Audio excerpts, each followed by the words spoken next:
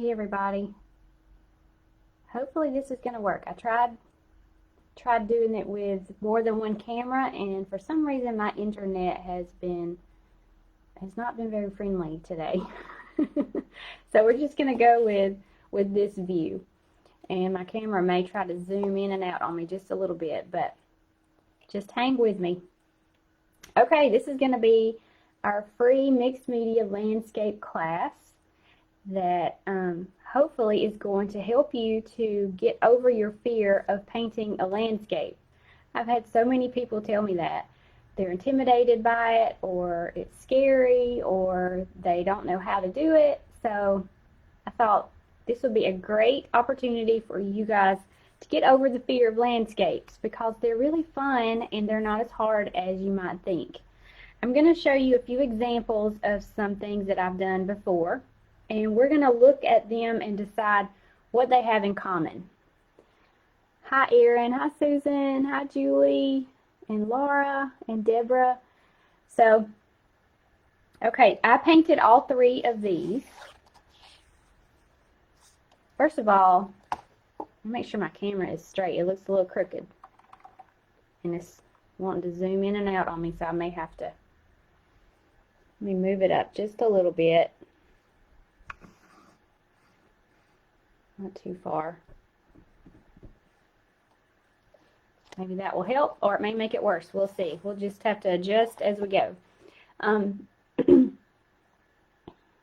Marcia, and Chrissy, and Holly. Okay, I'm glad you're all here. What we're going to do first is we're going to look at these different landscapes that I have done myself. I have a few more that are behind me I'm going to bring out. And I want you to be thinking about what they all have in common as we look at each one, okay?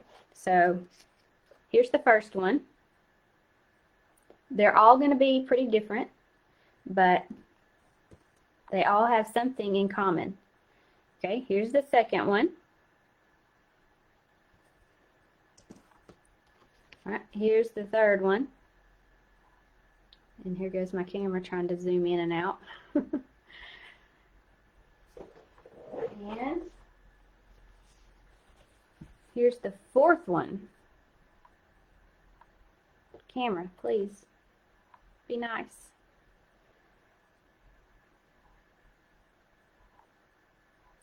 Okay. All right, so can anybody tell me what all of these had in common? Just give me anything, any ideas. All right, Susan says clouds. Laura says horizon line. Horizon line, yes. You guys are catching on really fast. See, this is not going to be hard. The horizon line is what makes it look like a landscape. I've got some weird angles going here, y'all. Hang on just a second. This is not my normal setup, and I'm not happy with Facebook right now because, or maybe it's my internet service. I don't know which one it is, but I've been having trouble all day. Okay. All right, sky and land, horizon, clouds, horizon, shore, mostly sky. You guys are very correct in all ways. Okay. The things that you have to make something look like a landscape is land, sky, and horizon line. That's it. You can do any colors. You can make the land as big or small as you want. You can make the sky as big or small as you want. You can make the clouds teeny tiny or giant. It doesn't matter. It's going to look like a landscape if you have a horizon line, land, and sky. You don't even have to have water. You don't have to have water. This one has some water. This one is pretty abstract, so it could be some water or not. This could be water or not. Doesn't really show either way. So the horizon line is the key. And tonight when we make you're going to make your own, or if you're watching, you can be thinking about ways that you could make your own the way you want it to look. I'm going to do something sort of similar to this one, but I'm going to add some mixed media pieces to it. And like this one here, this polka dot area down here, this is paper. And there's some old dress pattern over here, a little bit of dress pattern in there. So I'm going to be using some bright and cheerful colors. And my camera is going to drive me nuts. Okay. We're going to get out our canvas, which I'm just going to use an 8x10. That's the size this one is here. And you've already got the key to this, the horizon line, the horizon line. No matter what you decide to do, whether you have your canvas turned this way or this way, does not matter. Your horizon line is going to make yours look like a landscape.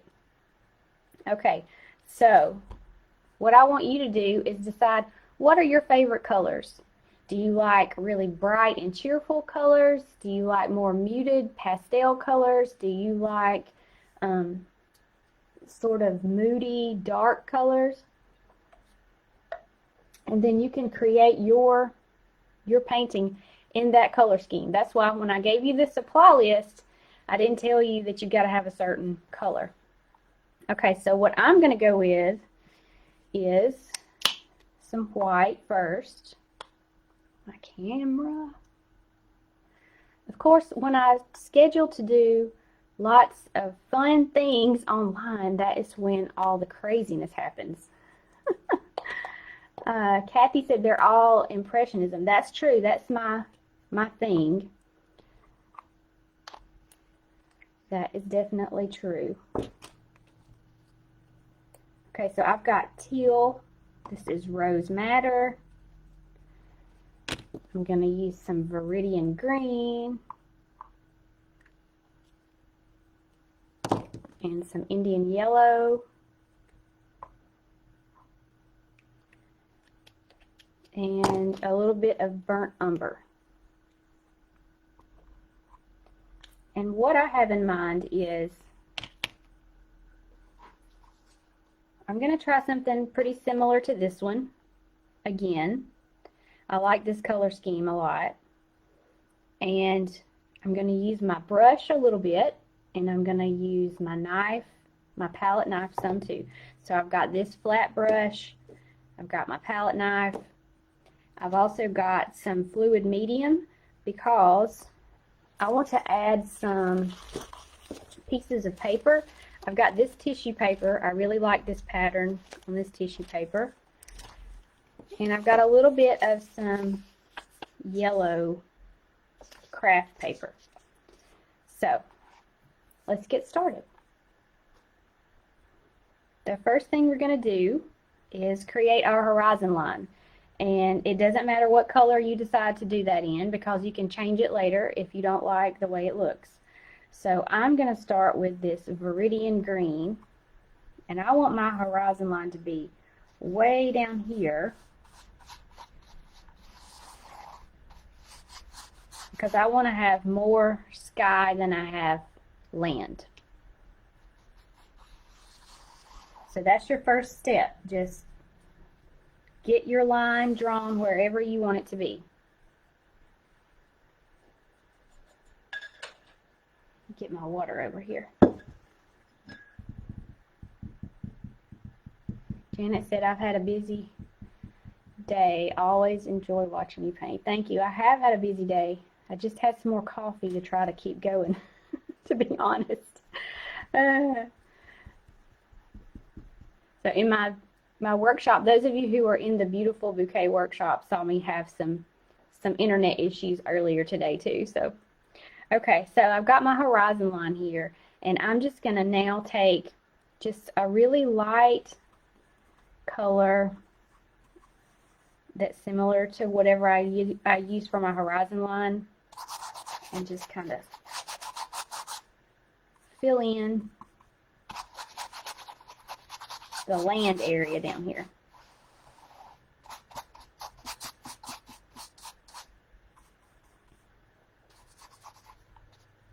Got a little piece of plastic stuck.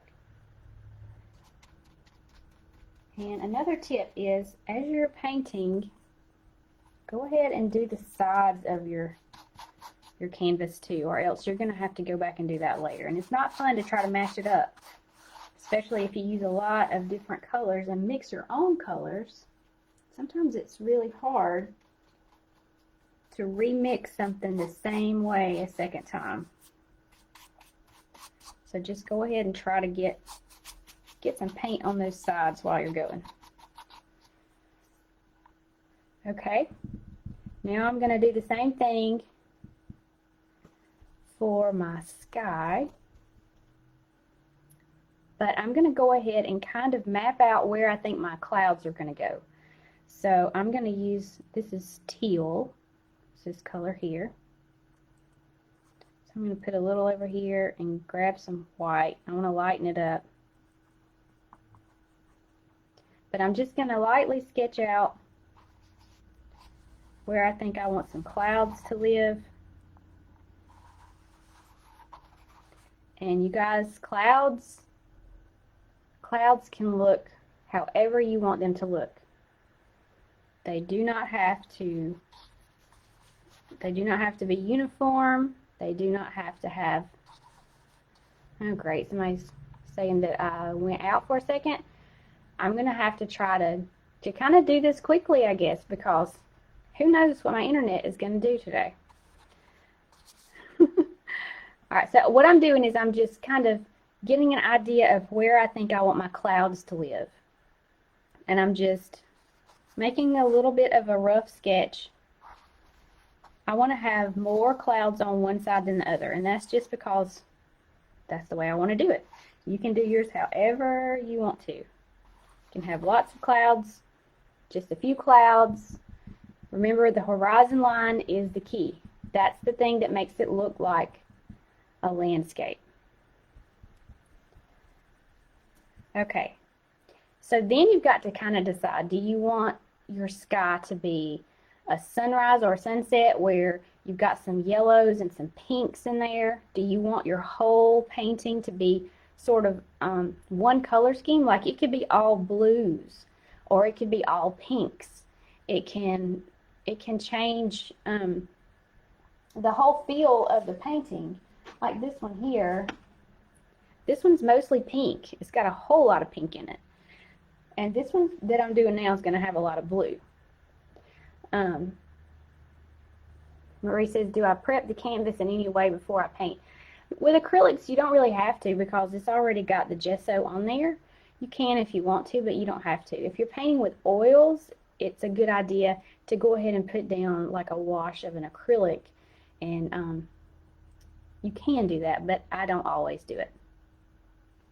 And with this one, there's going to be a lot of light, a lot of white in the upper part of mine, so I thought that this would be easier for you to see the clouds too. Okay, so I think what I want to do is have a little bit of this yellow mixed in with this turquoise. It's going to make a really bright green. And I'm going to want some of this down here.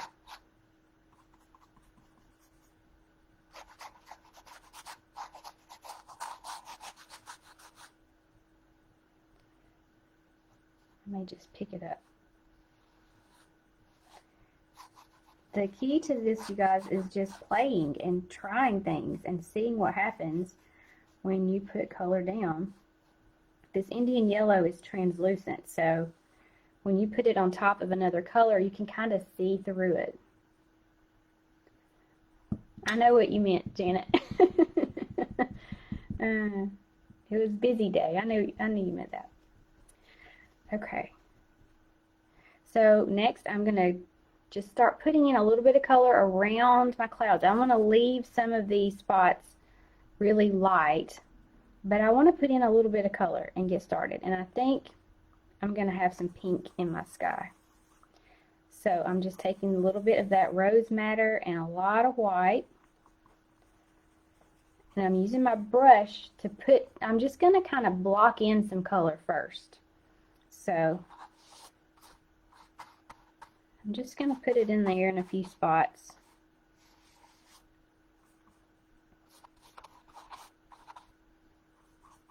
And there's no way that you can mess this up. That's what I'm trying to make sure that everyone understands, especially those who are a little bit scared of landscapes. When you look at, think about looking at the sky, you know, in the real world. It's always changing. It's always different. You should definitely look at it tonight because I think we're going to have a giant moon. Harvest moon. But there's no right or wrong way to do this. You've got land and you've got sky. Okay. I'm going to switch over to my knife now. I'm going to use my palette knife. And I'm going to take this dark brown, which is burnt umber, and I'm going to pull it across and just make some dark areas.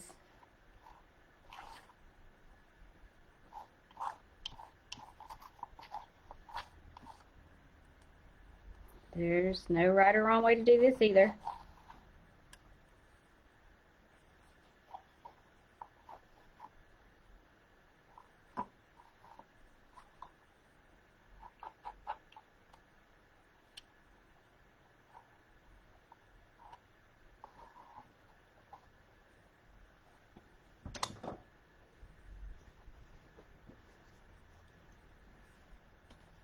Alright, and then we're going to start working on our clouds a little bit. And what I'm going to do is take some of this white and a little bit of the turquoise or teal, mix that around, and we're going to put that kind of at the base of our clouds, because when you paint clouds, they tend to have a little bit of a shadow on the bottom part. See how messy I'm being with this too? You don't have to be careful. The pink can bleed over into it and it's going to be fine. We kind of want to get a little shadow in there.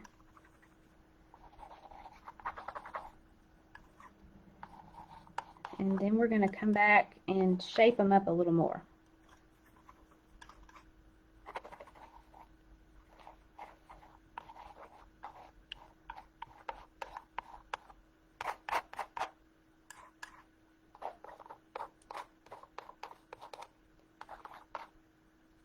Okay. All right, Maureen says, so the blue paint was basically your sketching pencil. Yes, when I sketch, I use paint. I don't use a pencil. That was just to get everything placed in sort of the right position for me. All right, now let's take a little bit of this Indian yellow and some white. That is some really bright yellow, but it's really pretty. I'm going to let this kind of settle just a minute, and I'm going to go in here. I'm going to add some bright yellow just because it looks happy and I like it.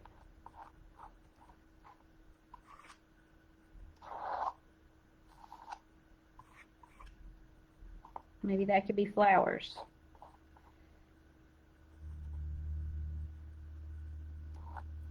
Maybe this is turning into some water over here in this little area. That's what it's becoming. It's beginning to look like. So I think I'm going to play that up a little bit and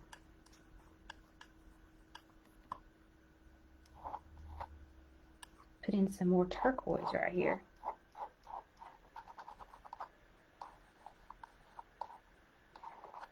So things may happen as you go that you look at and you see, hey, that looks kind of like a tree, or it looks a little bit like water. So you can just roll with it. Okay. Now, I'm just going to let my clouds set for just a minute. While that is doing its thing, I'm going to show you. This is my paper that I have in mind that I want to add my mixed media element.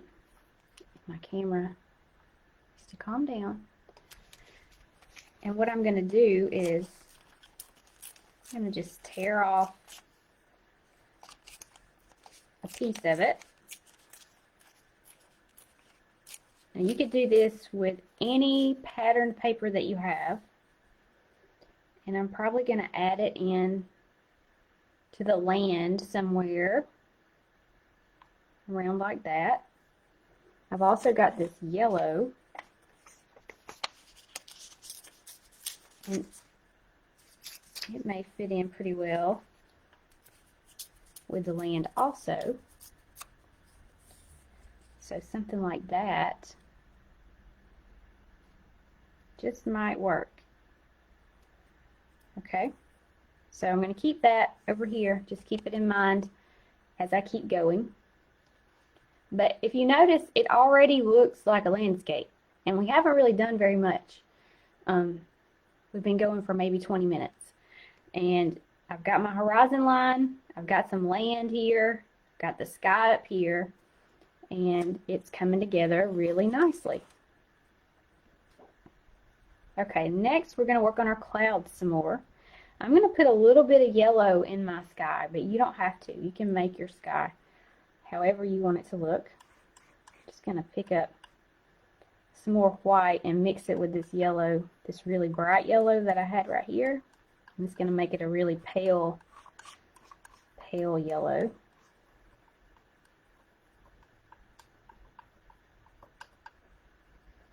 And I think I'm just going to drag it across. That's another key to this, is you have to have your horizon line, but you also need to have horizontal lines throughout the land, but the lines that go up into the sky. I mean, you can make these clouds swirl. You can do just about anything to the sky, and it's still going to look like the sky. Just need to try to keep some horizontal lines down here for sure. Oops, I got a little brown in there, but it's okay.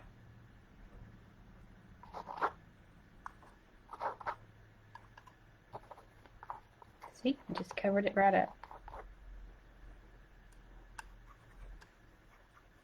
Okay, I put a little bit of pink in with or a little bit of red in with my yellow, and that's making a darker pink. Can put that in there.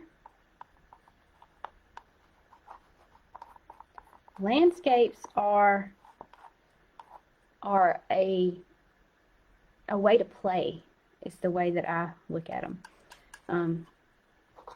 More than any other subject that I paint, I feel like I can be the most abstract and the most playful when I'm painting a landscape, because there's a lot of freedom that you have. There's a lot of variation, a lot of things that you can just do it however you want it to try to look, and it's going to turn out okay.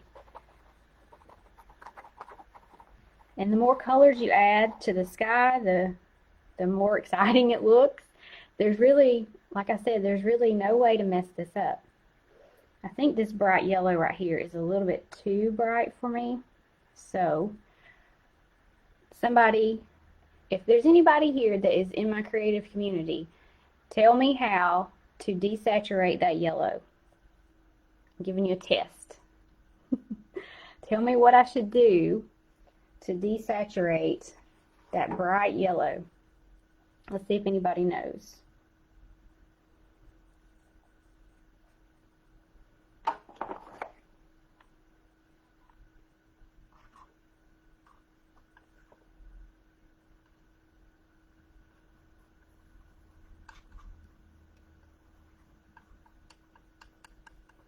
I'm not seeing any answers. Sharon says add white. Laura says add black. Adding black would help to darken it, and adding white would help to lighten it. There you go, Phyllis said blue. So you look at your color wheel, and very good, Karen. You look at your color wheel and you turn it so that you can see what's the opposite of yellow. It's really violet, but if you add blue, it's going to work. It's going to help to pull down the brightness. Purple, Linda says. Add its complement, Deborah says. Very good, Marie. Everybody's getting it right. Yay.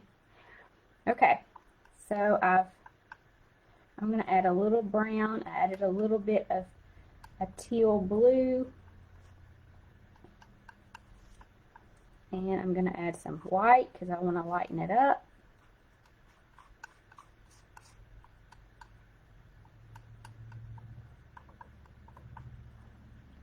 And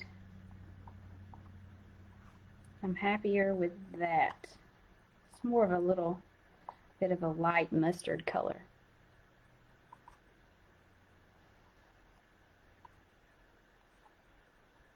And like I said before, there's no way for me to mess this up. There's no way for you to mess it up.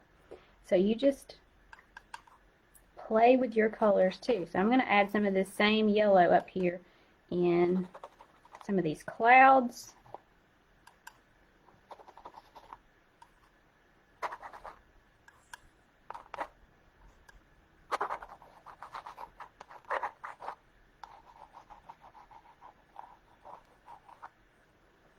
All right. Let's put a little white in here.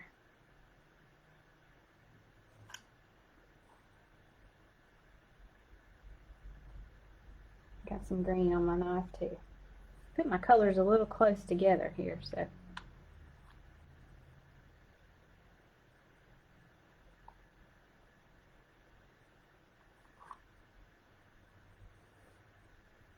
Let me get some more white.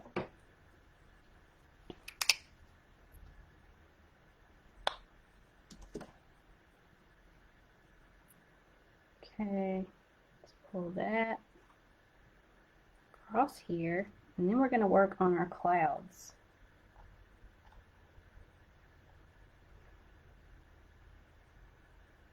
And your horizon line, it can either be really dark or really light. You can choose either one and it's going to work.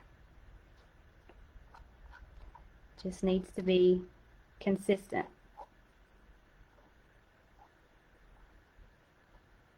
My little pool of water over here is a little too bright for me too, so I'm going to tone it down a little with some white.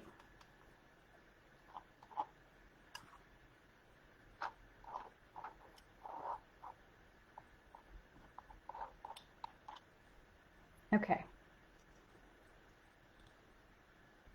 Now let's work on our clouds. So I've already kind of drawn out where they are. I've put a little bit of blue in there, a little bit of yellow in there. There's some pink all around them. So now I'm just going to pick up some bright white and use my knife to really just kind of move the paint around. You could even use your left hand if you wanted to try to get some more organic shapes so that they're not quite so put together. I got some green in there somehow. Turn this a little bit.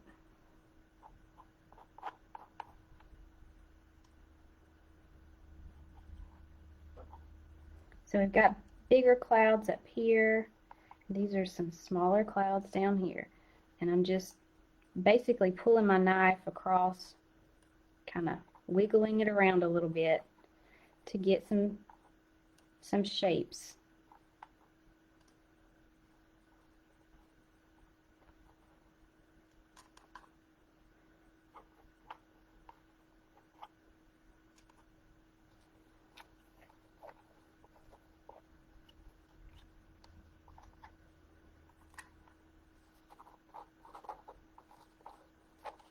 And if you work kind of quickly and try not to think about the shapes of the clouds so much, it usually comes out better, or it does for me anyway. Because if you start trying to overthink it, then it becomes a little stressful. So you just gotta move quickly, scribble it on down there.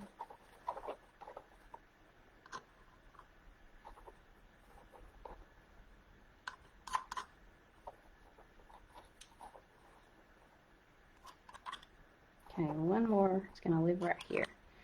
So we've got some pretty thick white in here. And while that white is still wet, you can get some colors and kind of mix them around a little bit. Delissa said, will we get to see this in a replay? Yes, ma'am. It's going to be on my website, on my Facebook page as a replay. All of my live videos are always saved. I don't know if you know that or not, but you can go back and watch live videos that I recorded 2 or 3 years ago. They're all still there. Okay, so while my white and my cloud's still wet, I'm going to pick up, let's pick up a little bit of this yellow that we had. I'm going to get some more white and lighten it up a little bit though. So I've got a little bit of this yellow on here. Can just move that around. Don't overdo it. But you can put a little bit of that in there.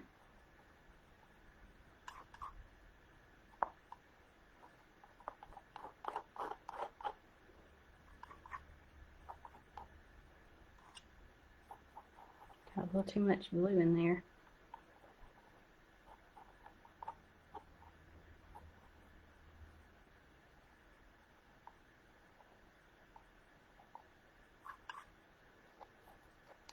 If I had not painted the whole sky pink, I would probably put some pink in the clouds also. But it's already got enough pink. So I'm going to get out some more white.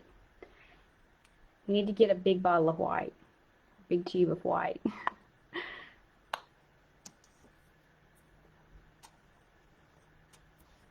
And I'm going to show you guys this, but don't feel like you've got to do it. If I can find it. This is my round palette knife. It looks kind of like a spoon, but it works really well on my clouds. Let me show you. You can pick up a big chunk and see it gives you that rounded edge.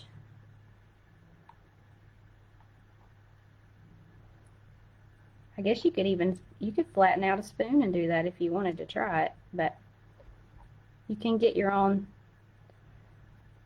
rounded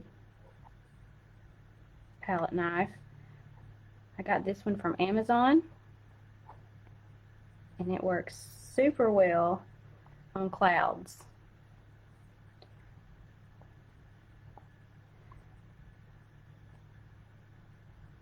So I can just pick up a really big thick chunk of white and lay that down. Put some white down here too. All right. So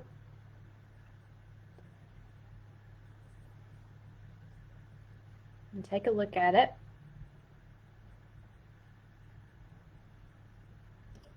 And I'm going to decide where I want to put my actual mixed media pieces. And I think I want to lay one right in here. My paint is still wet, so I don't even have to use any matte gel or Mod Podge. If your paint is still wet, you can lay your paper down in it and then come back over it after the paint dries later.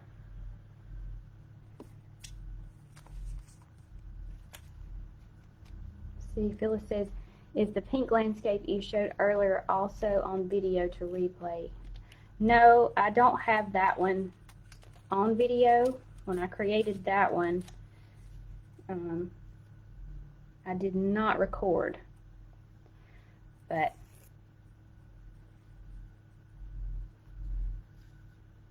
This one is, it was done the same, similarly to this, as far as how I created it.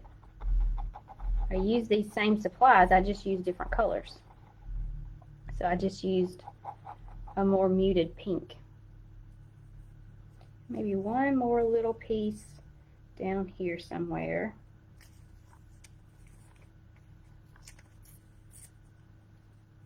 I like to do things in threes, so, or at least odd numbers usually look better.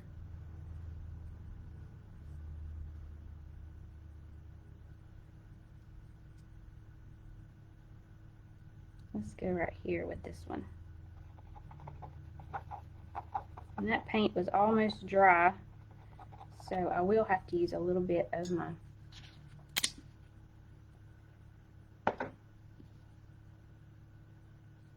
medium on it.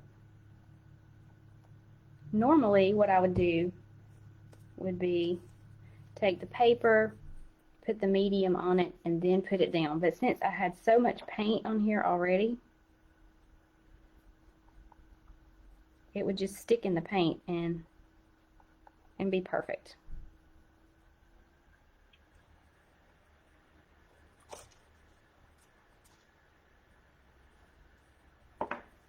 Okay, Sherry's asking, what do I use to come back over the paper? I like this the best. It is a Fluid Medium by Liquitex. It's the matte finish. And you guys, that's it. That's how you create a landscape. There's no secret magical formula. This horizon line right here is your key. Your sky can look however you want it to look. The land can look however you want it to look. You can use your favorite colors, your favorite patterns. We could have put polka dots here, like I did in this one. These are polka dots here. If you want to kind of compare these two, they're not that much different in composition, but they are very much different in color scheme or color palette. So this one is just a more muted palette, and this one is a more vibrant palette. And in this one I added more browns, and I added some brown to every color that is on here. Mostly pink and brown is what this is. Pink, brown, and white. Where this one has, there's not a lot of desaturation is what it is. There's not much desaturation in these colors here. So, does anybody have any questions about landscapes? I'll be happy to try to answer any questions that you might have.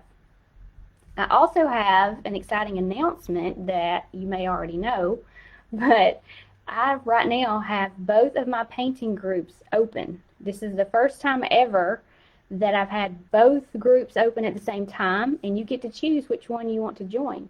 So there's the Palette Knife Painters group is my group where I have one video tutorial a month, and then I have my creative community where we have one tutorial of some sort every single week. So there is a link posted. Let me make sure I got it there. I think there is a link posted in the description up here of the video, where you can go check those out if you're interested. We're going to be open through October the 8th, so a week from tonight they will be closed. But I would love for you guys to join if you're interested, or if you have any questions about my groups, I'll be happy to answer those questions now too. Okay, let's see. Marie says she joined the creative community. I'm so excited. I think you're gonna love it. Linda says, do I ever add trees to my landscapes or keep it more impressionistic and not as detailed? I do have one.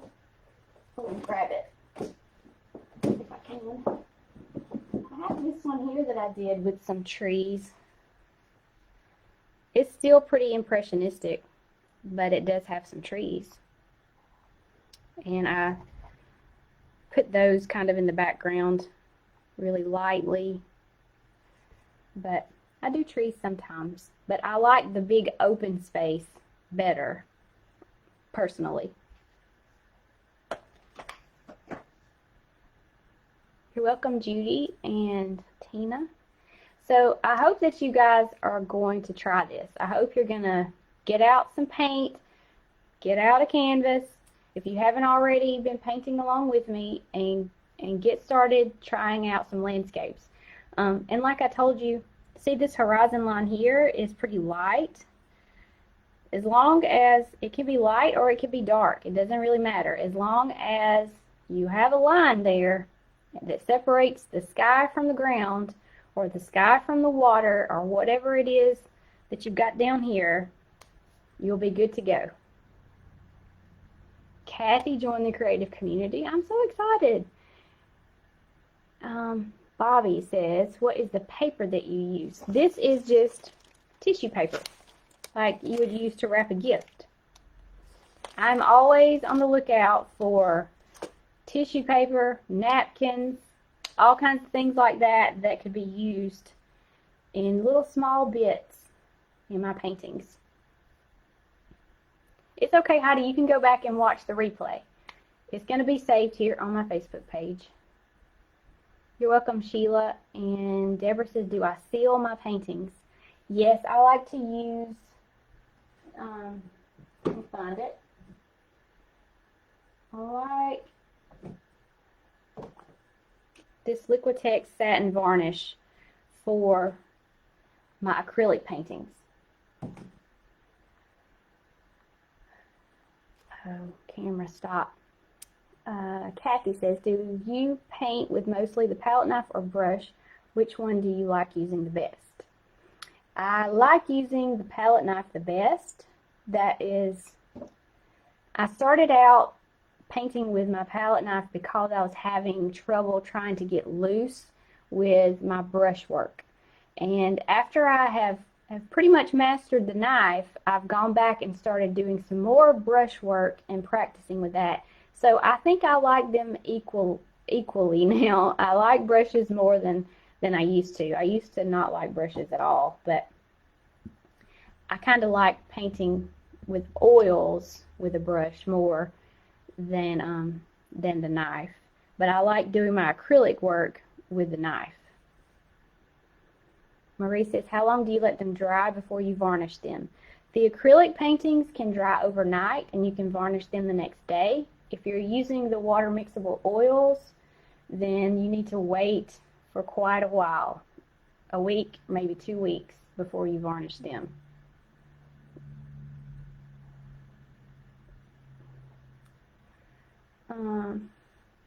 Cheryl says, I'm so lost. Why the paper?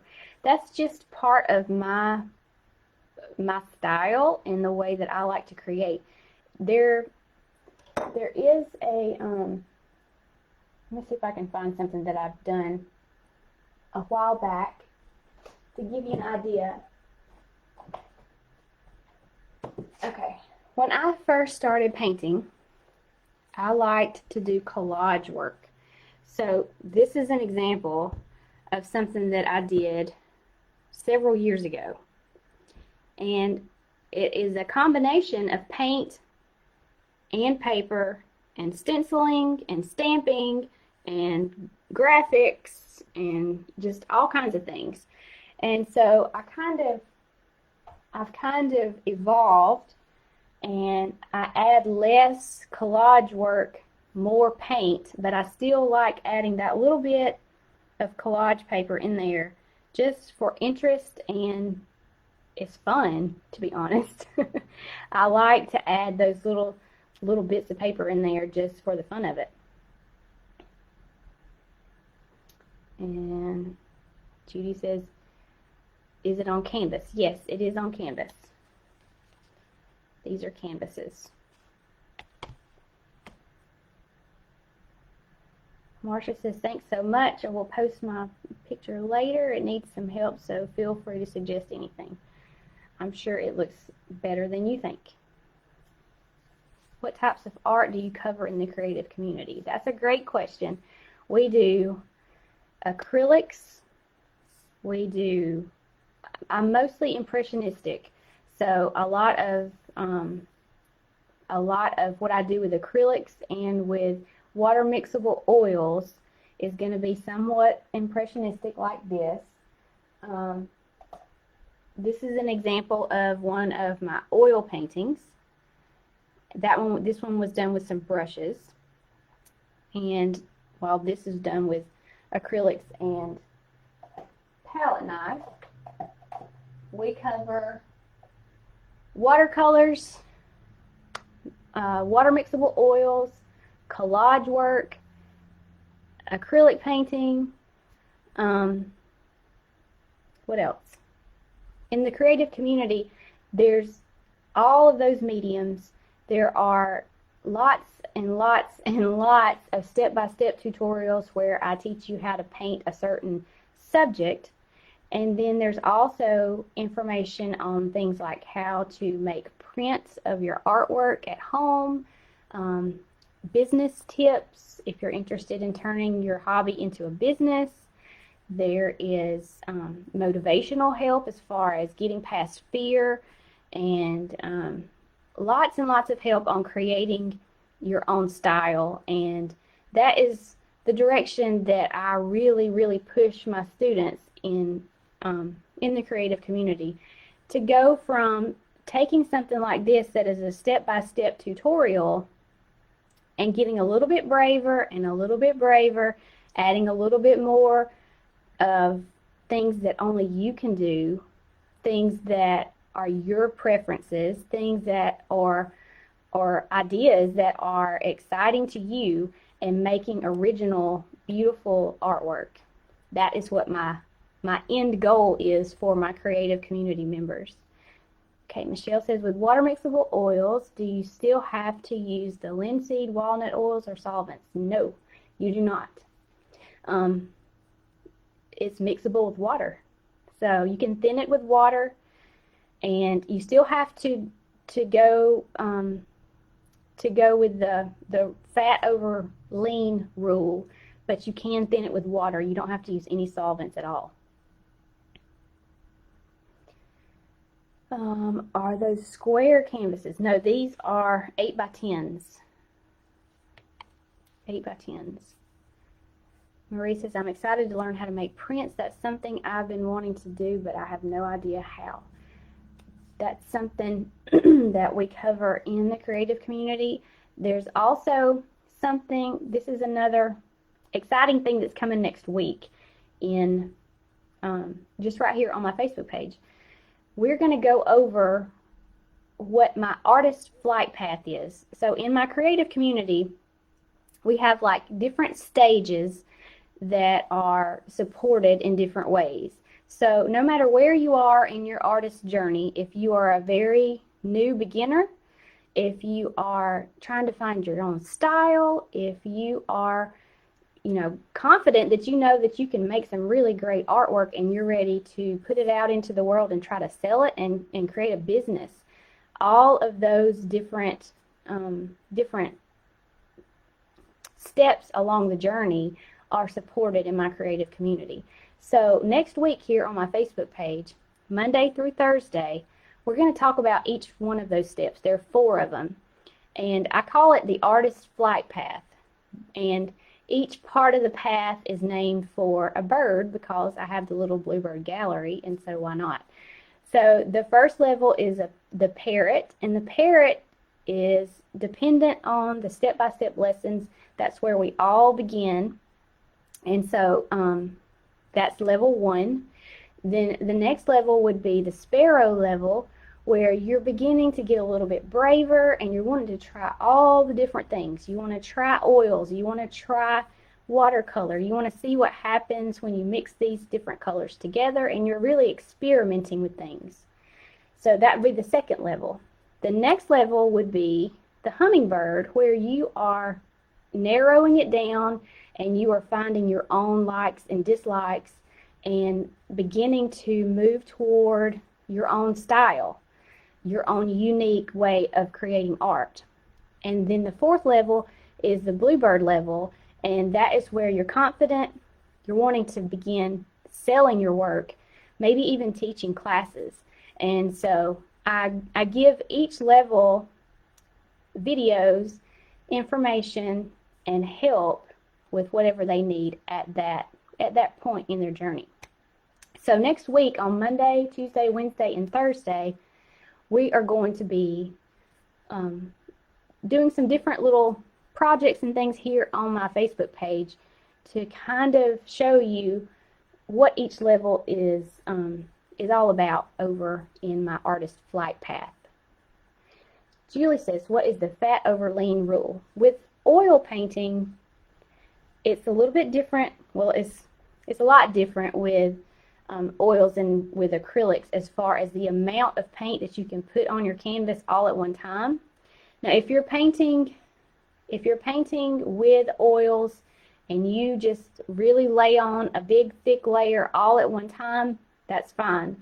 But if you start painting, and we were to paint, let's say we painted these clouds in oil tonight, and then we came back tomorrow and this is not completely dry, and we wanted to put a thin layer of something, maybe a wash of yellow over it, then that would be lean.